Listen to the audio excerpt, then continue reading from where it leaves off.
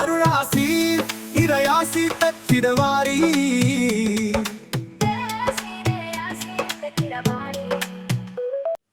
கிறிஸ்துவில் மிகவும் பிரியமுள்ள சகோதர சகோதரிகளே, ரோமையருக்கு எழுதிய திருமுகம் அதிகாரம் 4 இறைவசனம் 6.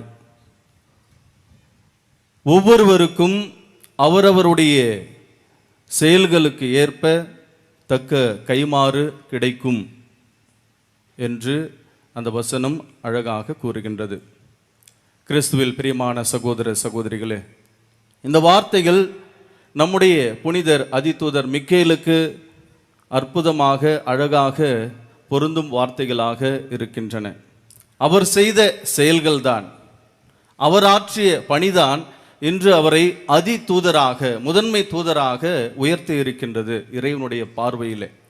அப்படி நாமும் இறைவனுடைய பணியை செய்கின்ற பொழுது அவருடைய கண்களிலே, இந்த உலகத்தின் மத்தியிலே அவருடைய மக்களாக உயர்த்தப்படுவோம் என்பதிலே எந்தவித ஐயமும் சந்தேகமும் இல்லை.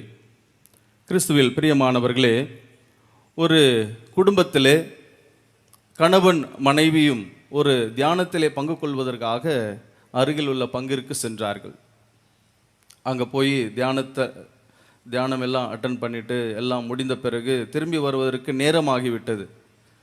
திரும்பி வீடு செல்வதற்காக வந்தார்கள். வீட்டின் அருகில் வந்த பொழுது யாரோ அவருடைய வீட்டினுடைய வாசலிலே நிற்பது போல ஒரு தோற்றம் இவர்களுக்கு.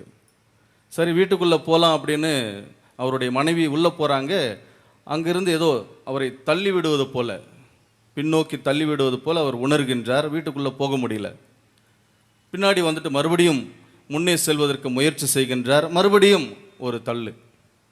என்ன செய்வதென்று தெரியவில்லை. அந்த தியானத்திலே அவர்கள் மிக்கேல் அதிதூதரை பற்றி அவர்கள் கேள்விப்பட்டிருந்தார்கள். இப்படிப்பட்ட ஏதாவது ஒரு தீய சக்தியினுடைய தாக்குதல் இருந்தால், ஏதாவது ஒரு உணர்வு இருந்தால், அந்த அதிதூதரிடத்தில் ஜெபித்தால் அவர் நமக்கு உதவி செய்வார், நமக்காக பரிந்துரைப்பார்.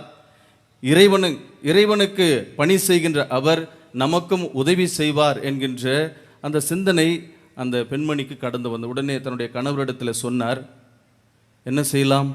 சரி, அருகிலே ஒரு மிக்கேல் அதிதூதருடைய கெபி ஒன்று இருக்கின்றது, அங்கே போய் ஒரு சின்ன ஜெபம் பண்ணிட்டு வரலாம் வாங்க அப்படின்னு சொல்லிட்டு கணவரை கூட்டிக் கொண்டு அந்த பெண்மணியும் போகின்றார்கள். அருகில் இருக்கின்ற அந்த கெபியில் சென்று சற்று நேரம் ஜெபித்து விட்டு அங்கே மிக்கேல் அதிதூதருக்கு போடப்பட்டிருந்த அந்த மாலையிலிருந்து 2 பூக்களை கொண்டு வருகின்றார்கள். வந்து அவருடைய வீட்டினுடைய வாசலுக்கு அருகிலே போடுகின்றார்கள். போட்ட பிறகு அவர்கள் வீட்டிலே நுழைவதற்கு முயற்சி செய்கின்றார்கள். எந்தவித தடையும் இல்லாமல் அவர்கள் வீட்டிலே நுழைந்து செல்லுகின்றார்கள். Praise the Lord, praise the Lord, praise the Lord.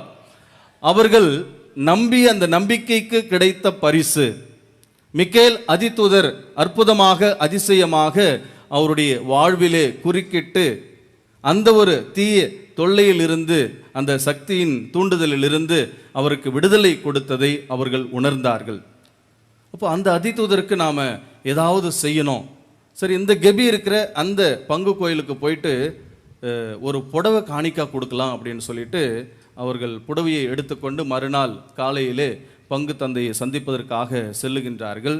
இந்த மாதிரி நடந்ததெல்லாம் சொல்கிறாங்க. இந்த மாதிரிலாம் ஆச்சு ஃபாதர், நாங்கள் மிக்கேல் அதிதூதரிடத்தில் ஜெபித்தோம், அவர் எங்களுக்காக இந்த மாதிரி நன்மையை செய்திருக்கிறார், அந்த நன்மைக்கு நாங்கள் பெற்றுக்கொண்ட அந்த நன்றியின் அடையாளமாக இந்த ஒரு புடவையை நாங்கள் காணிக்கையாக தர விரும்புகின்றோம் அப்படின்னு அவர்கிட்ட சொல்கிறாங்க. நீங்கள் எங்கேம்மா போய் ஜெபிச்சிங்க? அங்கே அந்த குறிப்பிட்ட கெபியை சொல்லுகின்றார்கள்.